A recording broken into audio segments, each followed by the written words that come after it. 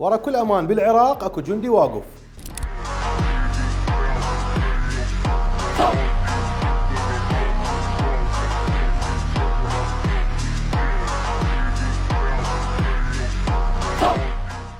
تأسس الجيش العراقي في 6 كانون الثاني عام 1921 بتشكيل أول وحدة عسكرية نظامية، وهي فوج الإمام موسى الكاظم عليه السلام.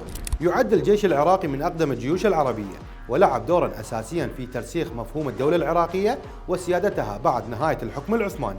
شارك الجيش العراقي في حروب ومعارك إقليمية ودولية، ومن أبرزها حرب فلسطين عام 1948.